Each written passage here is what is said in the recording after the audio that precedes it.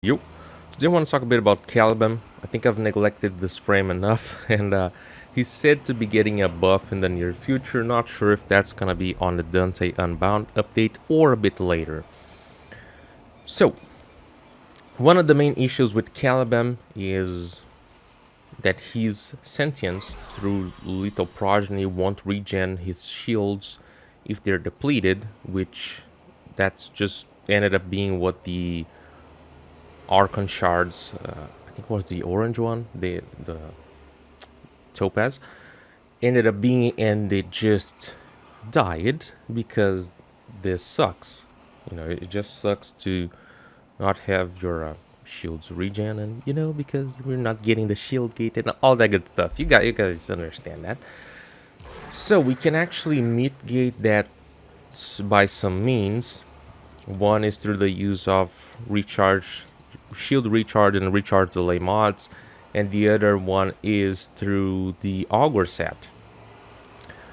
You might be thinking, like, why not brief respite?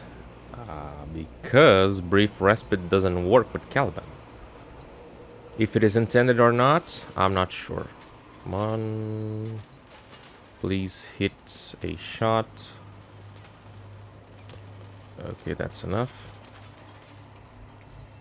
Just gonna do this, or I could just have entered the arsenal, I think, just to demonstrate. I have empowered blades there, and I've got augur mods here. Let's see. I'm just gonna put something without that. I think that doesn't have a augur mods. Yeah, this one. Okay. Okay, let's put in our brief respite. Now it works. You gotta be kidding me. But you see, it worked, but at the same time it doesn't. And I've seen this in game, it not working. But it is what it is, okay? It's buggy AF, and I'm not even sure what to put in here. I'm still trying stuff, but we could put in some combat discipline and find some way for to get some heals. Okay, let's see. I'm gonna put in, where is growing power? Just because why not? And now we change to some augur mods, and guess what? Bam, bam. It suddenly started working. So, build 2 Archon shards for casting speed, because animations are kind of slow. This is the build. The mods that I talked about: shield recharge delay. All the strength we can put in is good, because it's gonna increase the amount of shields that we get, and also the amount of the debuff from Fusion Strike. The first ability is a piece of crap, so that is the one you want to replace, usually, unless you're making a meme build. I've put in Nourish. Nourish increases the aggro your sentient allies are gonna have, because when they get damaged, they're gonna boost the radial viral, and that's gonna be good. And we are also gonna be adding viral damage to them. So let's see. I think I'm gonna turn on the AI and just let them, let sentient and okay, that fast.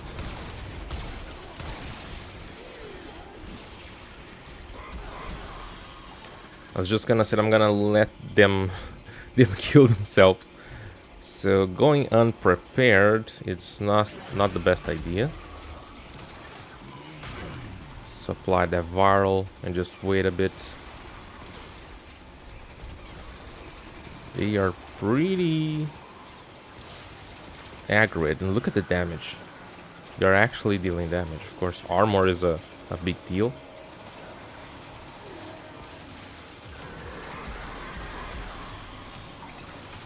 Aegis going.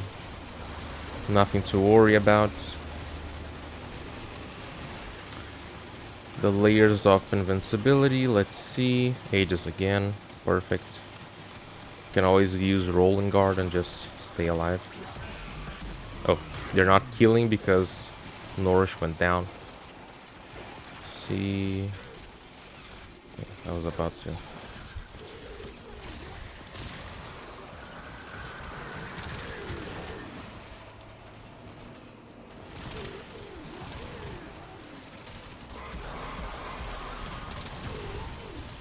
Yeah.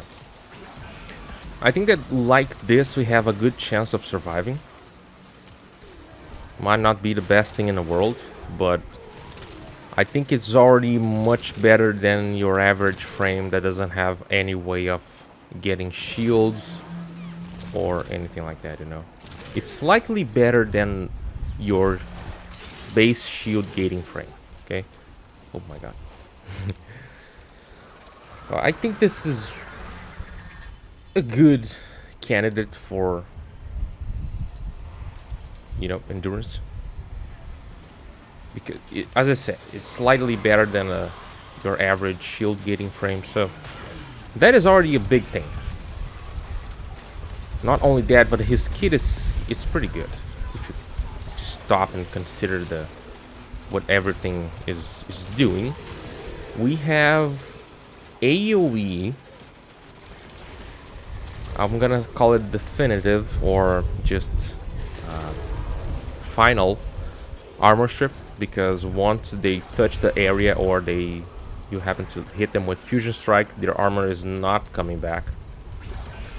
You have shield regen and aggro through your sentience. With Nourish we get increased energy regen. We give our sentience viral damage. We also get viral damage. They get increased aggro. That means we're surviving more. Our second ability increases damage taken by the enemies, which is one of the few abilities that does that. There are not a lot of abilities that actually increase damage taken by the enemies, so that is something. And now I run out of energy. So yeah, those are some unique stuff. That is a unique stuff, the whole kit. It's not a bad kit. And I see potential. I was just trying stuff. I've been trying the Siam, the Zymos, and the Bosmo with him. You know, because of the armor strip, we're just able to do some different stuff. And again, just like it was with the Garuda build, I'm still trying stuff and seeing what fits better. Yeah, it's a process. I would love to get some tips, recommendations from you guys, because, you know, I am not a Caliban main, and I would love to get some more info from you guys. Especially, I just think it's so rich when you get like a main with the finest details you can find about a frame, you know. That is just gold. So let me think. Okay, about the future buff. Our boy is said to get a buff. What could that mean? If they would buff his third ability, Lethal Progeny, and make so it just regens shields through the shield gating time, or the shield recharge time, independent, you know, if we have shields or not, that would be a massive buff. Or maybe we need to have the 3 sentients alive to get that. That would be a huge freaking buff. That would kind of put Caliban close to Revenant. And then we would have a Ido, I'm gonna call it Ido sentient frames being a supremacy. Ido sentient frames supremacy. Because, you know, Caliban is part Eidolon, has Eidolon attack. Revenant, the Eidolon frame, and that's how it goes. Pretty much. That would be amazing. That would just put Caliban in a whole new level. Because we would, as long as there isn't toxin damage, we would be immortal. That would be amazing. Other possibilities. Fusion Strike, pull radius or pull strength is gonna be stronger. You know, because it isn't. It isn't strong. That would already also be a buff. Or they could touch the first ability, which I'm hoping they... I don't know. Maybe... they could just touch it and make it a relevant ability. But is it worth touching the first ability when you can literally touch one of the other abilities and make him like an incredibly better frame? Would it be worth it? What do you guys think? I wouldn't be the best fan, I would say, about it. Really not my thing. You know, just spin around doing little to no damage, or I don't know. It would make good meme builds, but other than that, I can't see a good reason for that. I also add a synergy. I don't know. And another possibility that I think is very plausible is that they touch Sentient Wrath. Here in the Simulacrum is feeling pretty consistent, or really I just haven't touched this thing in a while. Before it felt awful, but this is... We gotta remember that this is the Simulacrum, everything is beautiful in here, and everything kinda works. Kinda. So, if they would have touched this, I would bet that they would just, you know, make it pull enemies in instead of throwing enemies away, because you're adding vulnerability to the enemies, which is amazing, but you're pushing them away and they're being ragdolled. Make it better. Just make like a second wave that after it expands to its full range, it pulls enemies in. You know, it would make sense. And you know, just to be like the Eidolons, this one, I think the its default blue, make it blue to go, orange to come back, you know, just like the what is the middle sentient? There is the Eidolon. Then there is the Hydralist is the last one. How is the middle one called? God damn it. I just can't remember. Gantulist. Yeah.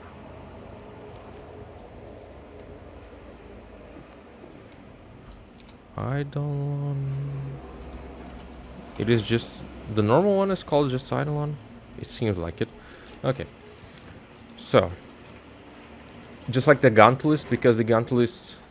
It seems like he just pulses a lot when he like stomps the ground. Feels like a lot of pulses. Then, you know, just to be a character, it would be cool. But yeah. It feels like every... one of these abilities that increase damage taken by the enemies, the ones I can think about it that just come to my mind are Rest and Rage and Sentient Wrath. Both just do something to the enemies that either gives them a buff or prevents them from taking direct damage from you. What do I mean? Rest and Rage makes them fast, increases their damage taken but makes them fast. Sentient Wrath increase their damage taken, but also ragdolls them, and so you're less likely to hit your headshots and stuff, which is a shame. But it is what it is, you know. Hopefully we get that change, then every frame could benefit. Could it kind of disrupt the Helminth system? Maybe, because we have what for grouping? We have pull, we have airburst, we have larva. If we had Sentient Wrath to pull in abilities but also increase their damage taken, that could...